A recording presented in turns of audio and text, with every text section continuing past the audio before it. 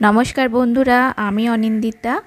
আজ আমি বলবো বাড়িতেই কিভাবে দোল পূর্ণিমার পুজো পালন করবেন।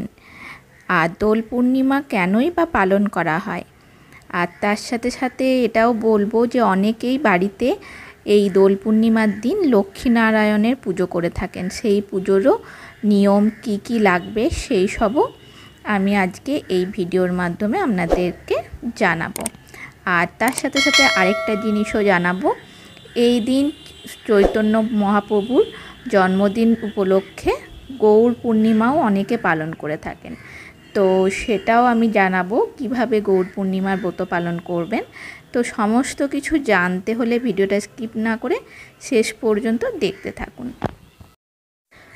দোল উৎসবের অপর নাম হলো বসন্ত উৎসব। ফাল্গুন মাসের পূর্ণিমা তিথিতে দোল উৎসব অনুষ্ঠান পালন করা হয়। দোল পূর্ণিমার দিন ভগবান শ্রীকৃষ্ণ আবির ও গুলাল সহকারে শ্রী রাধা ও অন্যান্য গোপিনীদের সাথে রং খেলায় মেতেছিলেন। সেখান থেকেই দোলযাত্রার উৎপত্তি হয়। তাছাড়া 1486 সালে দোল পূর্ণিমার তিথিতে শ্রী চৈতন্য মহাপ্রভু জন্মগ্রহণ করেছিলেন, তাই এই তিথিতেই দোল পূর্ণিমা পালন করা হয়।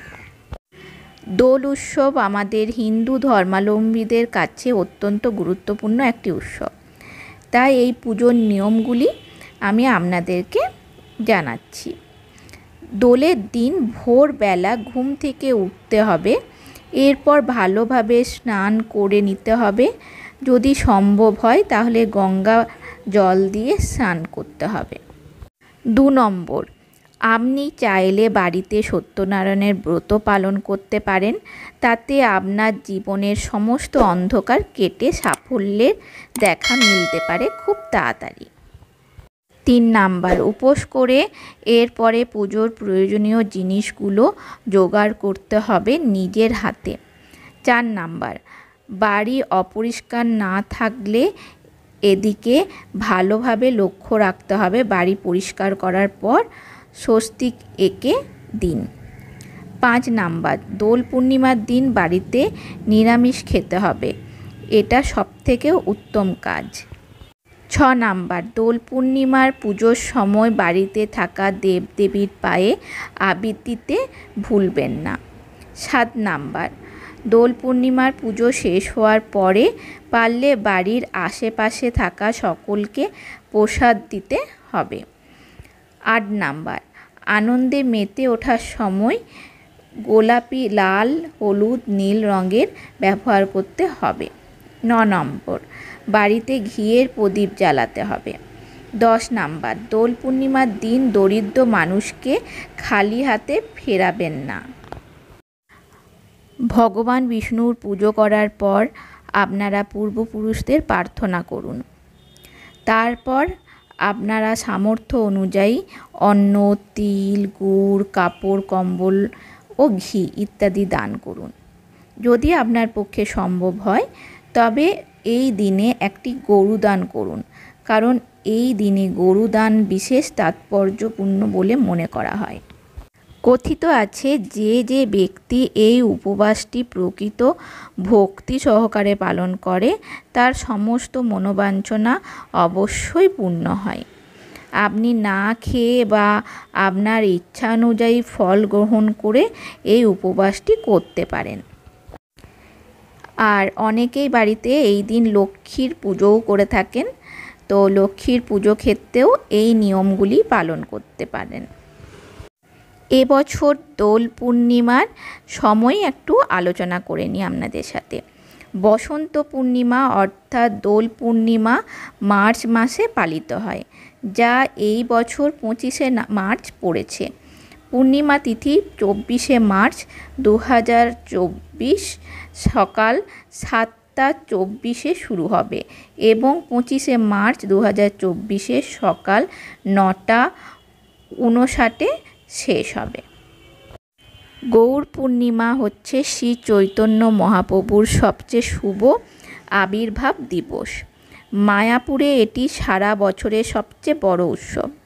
গৌর পূর্ণিমার প্রাক্কালে ভক্তরা নিজেদেরকে শুদ্ধ করার জন্য এবং পরের দিন ভগবানের পুজো ও সেবা করার জন্য প্রস্তুত হওয়ার জন্য একটি অধিবেশন অনুষ্ঠান করেন।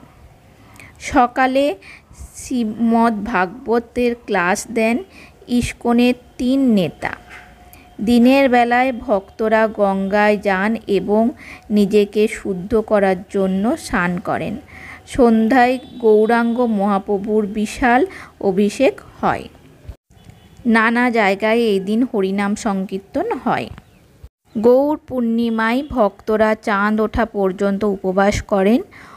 অনুকল্পে মহাপ্রসাদ চন্দ্রোদয়ের পর পরিবেশন করা হয়। যখন নিয়মিত শস্য প্রসাদ পরের দিন পরিবেশন করা হয় জগন্নাথ মিশ্রের উৎসব, যা সমস্ত গৌড়ীয় বৈষ্ণবদের জন্য একটি নতুন বছর শুরু করে। এই গৌর পূর্ণিমার ব্রত আপনি বাড়িতেও পালন করতে পারেন। পূর্ণিমার ব্রত পালনকারী ভক্তরা ভোরে ঘুম থেকে উঠে স্নান করুন। সূর্যোদয় থেকে পূর্ণিমার চাঁদ উদয় পর্যন্ত উপবাস পালন করুন। যে সমস্ত ভক্তরা কঠোরভাবে পূর্ণিমার ব্রত পালন করেন তারা সাধারণত কিছু না খেয়ে উপবাস করেন। তবে যারা এত কঠোর হতে পারেন না তাদের জন্য লবণ এবং ডাল ছাড়া একবেলা খাওয়া ঠিক আছে।